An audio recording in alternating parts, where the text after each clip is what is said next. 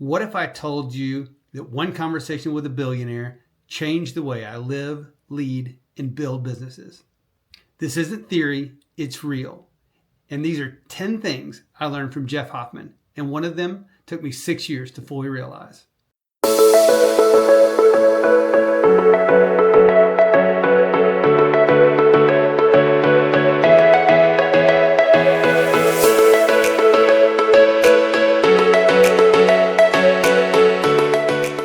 Jeff is a serial entrepreneur behind Priceline, the airport kiosk, and many more businesses.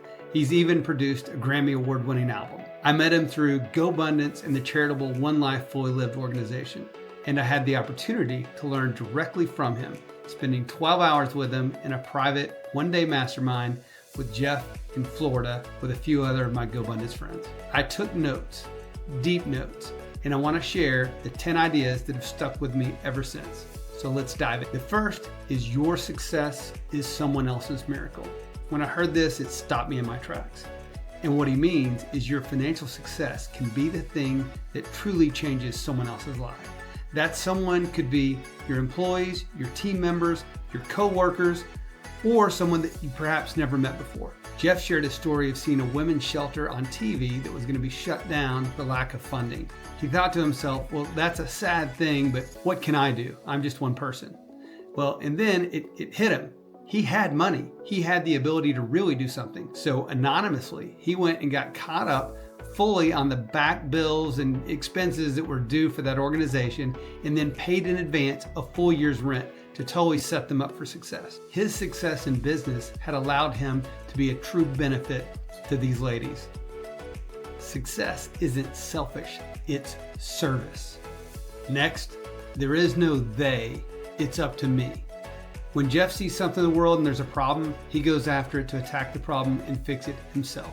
It's not, what about them? They should do something about it. Why isn't it getting done? You've got to look inside and live like Gandhi. Be the change you want to see in the world. It's up to each one of us to be that change, to dive in. We see something that needs to be done, do it.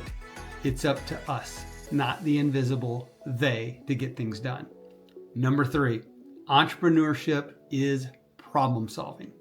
Jeff doesn't talk about business. He talks about solving problems.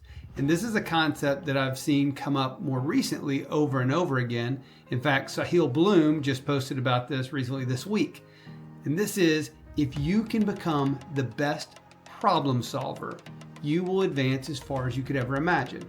And business is all about that. It's about solving problems. We're constantly being thrown reasons why things won't work.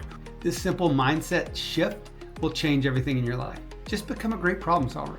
That will make you a great business person. Number 4, seek advice from relevance, not proximity. As humans, we naturally gravitate towards what's around us. It's the friends, family, people in our surroundings. Maybe it's coworkers, and we'll go for advice or thoughts from those people that are around us. That is not the solution. That's often the way to get a bunch of naysayers and poor advice. If we're really looking to do something or looking for advice, do some research. Figure out who's done this before, who is 3, 4, 5 steps ahead of you, where you want to be. Get advice from relevance, people that have done it, that have attempted it, that have either worked it out or not worked it out in the past, but at least they've been in the game and attempting it. Get advice from those people. It's relevance, not just proximity. Next, number 5, and this I love, it's the concept of info sponging. This is a time to slow down, step out of your normal environment. Get out, go to a park, go to the bank, go to a business that's not your normal business, and just observe. Read a magazine that's not your normal trade magazine. Pick up something, learn something, read a news article about something that's totally different than what you would normally pay attention to, and just learn, observe. And each day, keep a journal, write down one sentence of something that you learned that day. One thing that stuck out to you that is of note that you might be worth keeping. Write down that sentence, and then over time, go back and read your journals about this info sponging and what you've learned. Over time, what you're going to see, patterns will emerge. And from those patterns, opportunity comes to you. I started doing this, and some of my best ideas didn't come from real estate or laundry.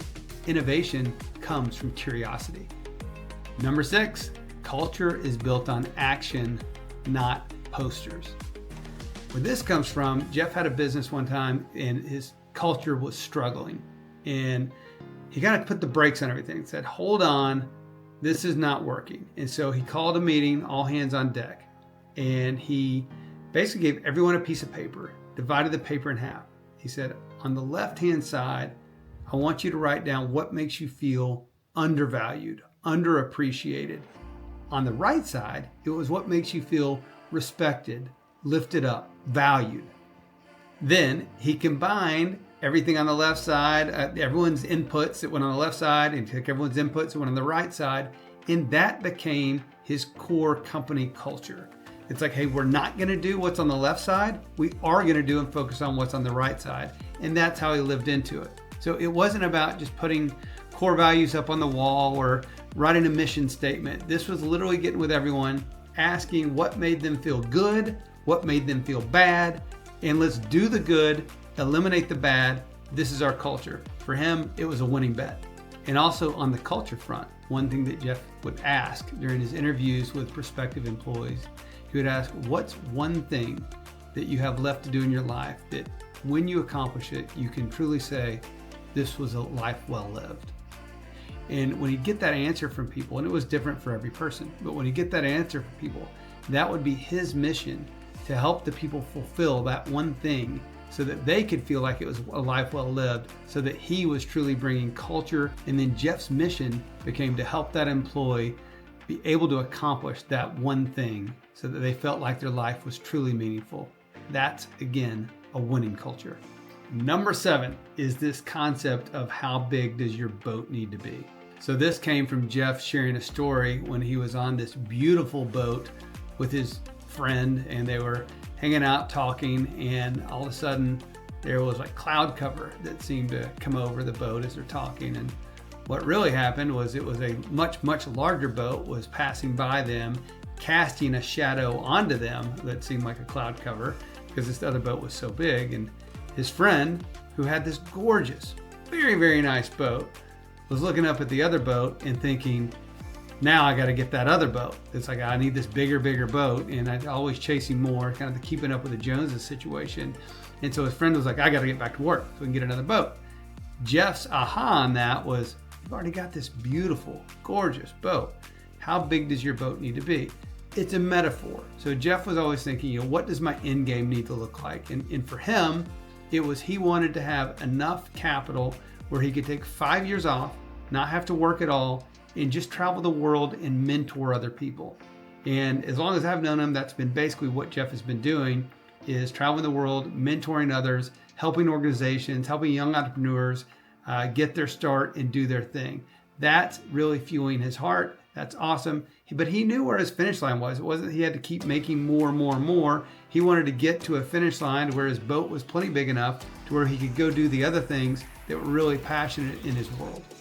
Number 8, hire people so good that you'd go pick up their laundry.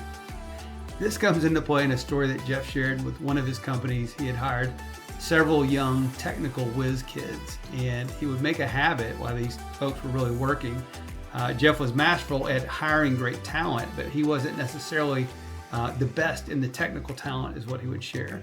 And so he would go visit with these whiz kids and ask them quite often, hey, what do you need? What can I do for you? What can you need? And one young man shared one day, said, well, hey, could you pick up my dry cleaning? And rather than be offended by that or think he's too aloof or above that, Jeff said, absolutely, give me your ticket. Went and picked up his dry cleaning, brought it back to him. So the point here is for us not to think that we're above any position, above doing anything to serve others, especially those that are super sharp or those that are helping to run and grow our businesses. We are here to serve. That's our life's mission. And if we can serve others on our team, that's a blessing to each of us. If you build a team that good, your job is to serve them. That's leadership. That's how you scale. Number 9, reverse engineer everything. When you start off with a really big goal, it's overwhelming. It can frankly seem very daunting, like it's impossible to achieve. But if you reverse engineer everything, go backwards, backwards, backwards, backwards, think with the first step, And then what has to happen to get you to that next step? And once you're there, what has to happen? What are the things that need to fall in place, step by step, piece by piece, to get you to the next level? And so on and so on and so on. If you can reverse everything, put the pieces together, put the systems in place from the very beginning. And you don't have to figure it all out at once. Start from the beginning to get you from A to B. And then simply from B to C, and then all the way down. And eventually you really start to figure out what you're doing. The pieces start to fall together and it starts to feel, instead of work, like you get in the flow and it feels really great. And number 10, the biggest aha and takeaway I took from 12 hours with Jeff Hoffman was to go all in on one thing at a time. Jeff has had many, many successful businesses. He's had startups, technology startups. He built the airline kiosk. He built Priceline.com. He's been CEO of public and private corporations. He's been a Grammy Award-winning producer of an album. He's been a film producer. He's a best-selling author, and he's a mentor to many. But he's done these things sequentially, not all at once. After spending 12 hours with Jeff, my big takeaway was he's had these massive successes, but he's done it because he was truly all in on the business one at a time. And he would spend all of his waking days and thoughts thinking about this one problem to solve, this one business. How could he add value and be of service with this one business to really make an impact in the world? And that served him quite well. Well, as he was mentioning this, I had 4 different businesses at the time. I had a real estate franchise, a commercial real estate brokerage team, a laundromat we were getting ready to launch, and a mobile app company that we were getting ready to launch as well. So 4 different businesses, plus some side things going on too. And I'm listening to Jeff talk about how he really did all of this. And he didn't say it specifically. I did it all at once, but I heard this very clearly. It was my big aha and takeaway. He was all in on these one endeavors. And here I am, currently building 4 different businesses. The problem was each of those 4 businesses was fine, but none of them were thriving on their own because I wasn't all in on them. And so it took me almost 6 years to finally get to the point to where I have one business, and this is our laundromat company, Laundry Love, with a Laundry Love franchise, to go all in on this one. But it took that much time to get through the other businesses. I exited a couple of those businesses. We totally shut down one of them. And finally, I'm to this point where I'm all in on one business and it's working. So my advice to you is to choose your one thing, go all in on that one thing, build it to a point to where you're either ready to exit via a sale or transition to that business. It could be a full sale of the business. It could be selling off part of it, or it could be putting leadership, true leadership in the business where you can step out of that business. Then it's okay to go do your next thing. If any of these lessons hit you, write them down. Better yet, take action on one of them this week. And if you're serious about building something that lasts in your business or in your family, hit subscribe and join me. I'm not here to impress. I'm here to share what's real. Let's grow together.